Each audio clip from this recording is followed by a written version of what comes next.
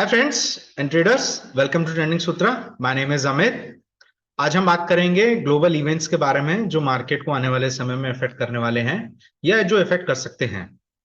सबसे पहले अगर हम बात करें तो जियो पॉलिटिकल टेंशन की। सबसे पहला जो फैक्टर है, जो जियो पॉलिटिकल टेंशन, इस वक्त जो दो सबसे बड़े टेंशन जो हैं वो अभी मार्केट में नजर रखने की जरूरत है, वो ये है रशिया और यूक्रेन। रशिया और यूक्रेन जो ऑलरेडी एक कॉन्फ्लिक्ट में है काफी टाइम से, एक फ्रेश एस्केलेशन अपने को देखने को मिला है। यूक्रेन में एक जगह है ज़पोरिज़िया, वहां के न्यूक्लियर प्लांट पे सैटरडे को रशिया ने अटैक किया है। यूएन वाचडॉग ने इस पे काफी ज्यादा अपनी गहन चिंता जताई है कि ये एक ऐसा एरिया हो गया जो कि हाई कंटेमिनेशन हो गया है और एक हाई रिस्क एरिया हो गया जहाँ पे कॉन्फ्लिक्ट को एंड करना चाहिए इमीडिएट बेसिस पे। जेलेंस्की भी काफी बैकफुट पे हैं क्योंकि सिविलियन कैजुअलिटी बहुत हुई है। साउथ ऑफ यूक्रेन पे रशिया ने अपनी फोर्सेस को दोबारा से यूनाइट किया हुआ है, वहां पे डिप्लॉयमेंट किया हुआ है। ब्रिटिश एजेंसी का जो लेटेस्ट इनपुट है जो सैटरडे को आया है कि रशिया और यूक्रेन का जो वॉर है वो अब एक नए फेज में एंटर करने वाला है। तो अगर ऐसा होता है तो ये जो कॉन्फ्लिक्ट है वो दोबारा से इग्नाइट होगा, दोबारा से एस्केलेट होगा। और ये जो इशू है जिसमें यूएस जो है वो एक बहुत बड़ा रोल प्ले कर रहा है, और यूरोप, ये दोनों ही कहना चाहिए यहाँ पे इफेक्ट होंगे। ऐसा नजर अपने को आ रहा है और मार्केट इसको डेफिनेटली रिएक्ट करेगा इन डिफरेंट पर्सपेक्टिव। जो सेकंड सबसे बड़ा इशू है इस वक्त वो है चाइना और ताइवान का। As per my latest update, जो अभी हम चाइना और ताइवान के वो कॉन्फ्लिक्ट जोन से जो हमें निकल के आ रही है कि ताइवान स्टेट्स जो एक पूरा नेवल एरिया है, वहां पे यूएस और चाइना के जो वॉरशिप्स हैं वो ऑलमोस्ट आमने सामने आ गए हैं। और ताइवान ने इस बात को रिट्रीट किया है कि यूएस और वेस्टर्न जो कंट्रीज हैं, जो पावर्स हैं, वो उसको सपोर्ट करे डेमोक्रेसी को सपोर्ट करने के लिए। तो यहाँ पे चाइना जो है वो काफी एग्रेसिव स्टैंड ले चुका है और उसने अभी ये कहा है कि वो 7-6 तारीख से 11 तारीख तक जो अपना ड्रिल है वो उसको कंटिन्यू करेगा। और हो सकता है कि यहाँ से जो वॉर है या जो एक तरह से उनकी कॉन्फ्लिक्ट है आपस में, वो शायद एस्केलेट हो जाए। जापान के शोर्स पे भी खबरें आई थी कि फ्राइडे और सैटरडे के बीच में जापान के शोर्स पे भी कुछ मिसाइलें जो हैं वो चाइना की आई हैं। तो अगर ऐसा होता है तो ये जो मामला है ये फर्दर एस्केलेट होगा। तीन चीजें हैं, मेटल, ऑयल और करेंसी, ये ज्यादा इफेक्ट होने वाली हैं मार्केट के अंदर। और इसका जो इफेक्ट है वो एक स्ट्रॉन्ग आ सकता है मार्केट में। सेकंड फैक्टर की अगर हम बात करें वो है इन्फ्लेशन का डेटा। इन्फ्लेशन की हम बात करें तो वेडनेसडे को यूएस जो है वो अपना सीपीआई का डेटा रिलीज करेगा और थर्सडे को पीपीआई का डेटा आएगा जो कि कंज्यूमर प्राइस इन्फ्लेशन है। ये दोनों जो डेटा हैं वो काफी ज्यादा क्रूशियल रहेंगे मार्केट के लिए, क्योंकि जो लास्ट हमारा डेटा आया था वो 1980s के बाद जो है वो सबसे स्ट्रॉन्गेस्ट डेटा आया था। और यूएस ने उसके बाद मतलब यूएस में फेड ने उसके बाद 75 बेसिस पॉइंट पे इंटरेस्ट रेट बढ़ाए भी थे और प्रोजेक्शन वहां से बढ़े हैं। सेंट्रल बैंक जितने भी हैं अक्रॉस द वर्ल्ड, उन्होंने अपने इंटरेस्ट रेट को बढ़ाते ही जा रहे हैं। तो इन्फ्लेशन जो है वो यूएस का गाइडेंस के हिसाब से अगर देखा जाए तो वो काफी ज्यादा महत्वपूर्ण होगा। अगर हम डेटा के हिसाब से बात करें तो जो सबसे ज्यादा स्ट्रॉन्ग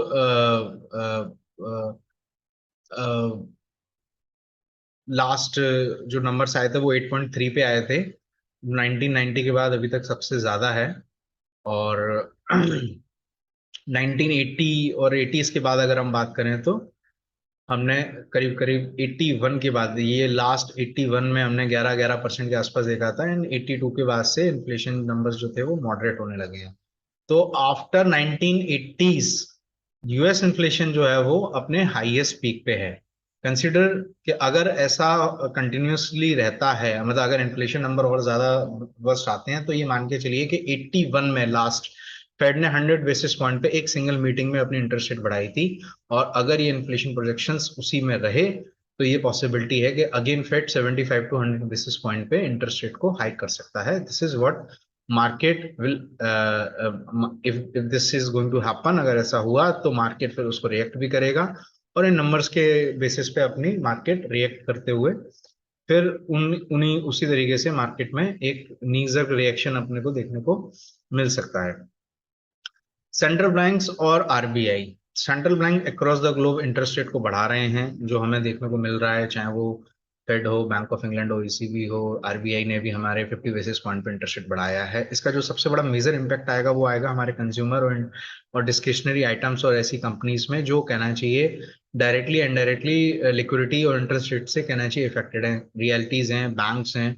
बैंक्स पॉजिटिव और नेगेटिव बहुत बोलते हैं क्योंकि यहाँ पे उनकी नेट इंटरेस्ट इनकम बढ़ जाती है, लेकिन यहाँ पे अगर डिमांड में कहना चाहिए जो स्लो डाउन अगर हमने को देखने को मिला, क्योंकि कोविड के बाद से अभी हम ऑलमोस्ट सर्विस सेक्टर और मैन्युफैक्चरिंग सेक्टर में लगभग लगभग एक रिकवरी मोड पे आ ही रहे हैं, अगर हमारे जीडीपी और हमारे बाकी डेटास को देखा जाए। तो एक इकोनॉमी उसको आरबीआई के हिसाब से तो 6 महीने लगेंगे इसको ऑब्जर्व करने में, बट फिर भी अगर इकोनॉमी ने अगर एकदम से अपने स्लो डाउन मतलब स्लो डाउन स्टार्ट कर दिया तो मार्केट अगेन उसको डिस्काउंट करेगा आने वाले समय में। इसको हम इस तरीके से भी देख सकते हैं कि मार्केट ने जो एक तरह से रैली दी है लास्ट 1.5-2 महीने में, ये भी मान के चल सकते हैं कि एक बियर रैली है, जहाँ पे बियर मार्केट की एक जो रैली होती है, स्ट्रॉन्ग बियर मार्केट में जिस तरह की रैलीज अपने को देखने को मिलती है, तो ये भी एक हो सकती है कि अगर जो हमारे फैक्टर्स हैं अगर हम उनको कंक्लूड करें, पोल्यूट करें, अगर हम एक साथ सारे फैक्टर्स को एक तरफ देखते हैं, तो हमें ऐसा लगता है कि जो इकोनॉमिक आउटलुक है वो उतना अभी अच्छा नहीं है। आरबीआई की इंटरेस्ट रेट, सेंट्रल बैंक की इंटरेस्ट रेट, लिक्विडिटी की जो इशू है वो मार्केट को इफेक्ट करेगी आने वाले समय में। ग्लोबल आउटलुक की अगर हम बात करें तो ग्लोबल आउटलुक में हम ये मान के चलें कि जैसे जो आईएमएफ का प्रोजेक्शन आया, ये एक बड़ा आयरॉनिक चीज बात है कि मिड ऑफ जुलाई में आईएमएफ का एक रिपोर्ट आता है, आईएमएफ के चीफ का एक रिपोर्ट आता है कि वो स्टेटिंग के मार्केट जो इकोनॉमी है वो रिसेशन के अंदर आ सकती है। यहाँ पे अगर हम देखें तो global recession risk rising is economy outlook darken significantly, IMF says.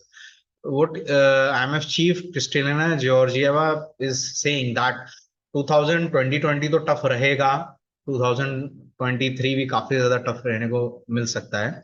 और अगर हम देखें जैसे बैंक ऑफ इंग्लैंड ने अभी लास्ट वीक ही इंटरेस्ट रेट बढ़ाया है और ये ओपनली कहा है कि by year and England could be in a recession. US की अगर हम बात करें तो जो हमारी यील्ड कर्व है, जो 2 ईयर और 10 ईयर के बीच का जो डिफरेंस है वो फर्दर कहना चाहिए कॉन्ट्रैक्ट हुआ है, फर्दर कहना चाहिए बड़ा है। बिटवीन 2 ईयर एंड 10 ईयर के जो गैप है, जो कि क्लियरली इंडिकेट करता है कि मार्केट में जो एक्सपेक्टेशन है वो यूएस इकोनॉमी में हो या अदर इकोनॉमीज में हो, वो एक रिसेशन की उम्मीद करता, market is expecting a recession in near terms.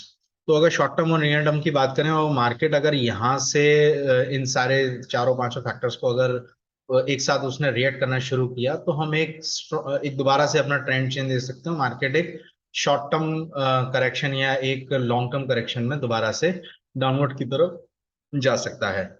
ये फैक्टर्स जो हैं वो हमको बहुत ध्यान में रखने की जरूरत है आने वाले समय में। इसका मतलब ये नहीं है कि मार्केट में हम यहाँ पे बहुत ज्यादा बेरिश हो जाते हैं या बेरिश हैं, ऐसा नहीं है। बट ये फैक्टर्स जो हैं वो यूजुअली मार्केट उसको इग्नोर नहीं कर सकता और उस पर रिएक्ट जरूर करेगा।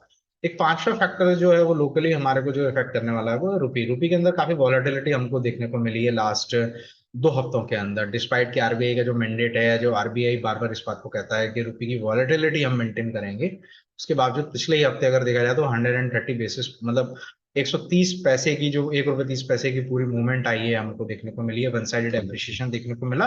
और उसके बाद रुपये दोबारा से 79.70 और 79.80 की तरफ आया और रिट्रीट होकर दोबारा से 79.30 के आसपास क्लोज करता है अपने आप को। तो रुपी अगर यहाँ से फर्दर डेप्रिशिएट हुआ तो अगेन इंडिया के लिए वो एक इन्फ्लेशन कंसर्न रहेगा। ऑयल प्राइसेस को लेके भी हमारे लिए एक इन्फ्लेशन कंसर्न रहेगा। और अगर रुपी यहाँ से अप्रिशिएट करता है तो ये एक टेलविंड रहेगा इंडिया के लिए, एक अच्छा पॉजिटिव रहेगा मार्केट के लिए और एक सपोर्ट दे सकता है।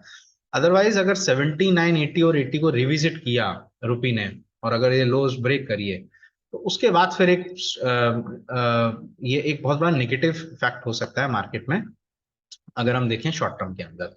तो रुपी एक बहुत बड़ा फैक्टर होगा मार्केट में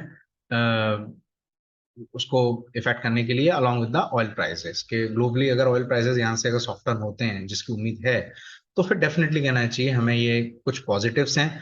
तो ओवरऑल देखा जाए तो there are few negatives few positives. And जैसा कि मार्केट का नेचर है कि वो हमेशा सारी चीज़ों को डिस्काउंट करके चलता है, तो हम यहाँ पे उम्मीद करते हैं कि मार्केट एक प्रोबेबली एक अपने अपनी लेवल्स को होल्ड करते हुए रिएक्ट करेगा। और हाल फिलहाल अभी जो जियो पॉलिटिकल इश्यूज चल रहे हैं, चाइना ताइवान और रशिया यूक्रेन के, उसका एक ज्यादा मेजर इफेक्ट रहेगा मार्केट के अंदर। एक बहुत ही साइलेंट फैक्टर है जो आने वाले हफ्ते में हमें देखने को मिल सकता है, वो है हॉलीडे फैक्टर। ट्यूसडे को मार्केट बंद है, तो मंडे ऑब्वियसली अगर ग्लोबल इवेंट्स के बाद अगर मार्केट रिएक्ट करता है और अगर वो इवेंट्स सेटल डाउन नहीं होते हैं, तो मार्केट की क्लोजिंग मंडे को हमको एक स्ट्रांग देखने को मिल सकती है डाउन साइड में, या प्रेशर देखने को मिल सकता है। वॉल्यूम भी बड़े हो सकते हैं, वॉलेटिलिटी भी बढ़ सकती है। उसके साथ साथ जो एक चीज है वो है कि 15 तारीख को यानी मंडे को, नेक्स्ट मंडे हमारा हॉलीडे है, तो Friday again will see the same kind of a factor. इसी का एक सबसे बड़ा रीजन है why the VIX is still high, मतलब विक्स 18 के ऊपर अगर क्लोज हुई है, डिस्पाइट निफ्टी और बैंक निफ्टी दोनों पॉजिटिव क्लोज हुए, तो उसका एक सबसे बड़ा रीजन ये अनसर्टेनिटी ही है जो मार्केट अभी प्राइसिंग करके चल रहा है, अपने रिस्क में है। तो ये कुछ फैक्टर्स हैं जो हमें आने वाले समय में ध्यान रखने की जरूरत है, और हम इसको कीनली वॉच करेंगे। और जैसा ही इसमें कुछ और अपडेट होगा, तो फिर उसको हम डेफिनेटली पोस्ट करने की कोशिश करेंगे। बाकी हमारे जो लाइव अपडेट्स आते हैं उनको आप हमारे डिस्क्रिप्शन लिंक से चेक कर सकते हैं, आप उनको कनेक्ट कर सकते हैं व्हाट्सएप टेलीग्राम के थ्रू। और जो भी हमारे ग्लोबल डेली अपडेट्स होते हैं मार्केट के ऊपर, कमेंट्रीज के ऊपर, या एडवाइजरी हमारी होती है मार्केट में क्या करना चाहिए क्या नहीं करना चाहिए, वो आप हमको कनेक्ट कर सकते हैं। डिस्क्रिप्शन लिंक में उसका मतलब डिस्क्रिप्शन में उसके बारे में जानकारी दी गई है। आई होप आपको ये वीडियो पसंद आया हो, आप इसको शेयर करें अगर आपको पसंद आता है तो। और ऐसे ही बहुत अच्छे इंफॉर्मेटिव वीडियो के लिए हम कोशिश करेंगे आने वाले समय में लाने के लिए। Thank you for watching us, and we hope you like it. Kindly subscribe our channel and share with your friends. Thank you. You have a nice week ahead.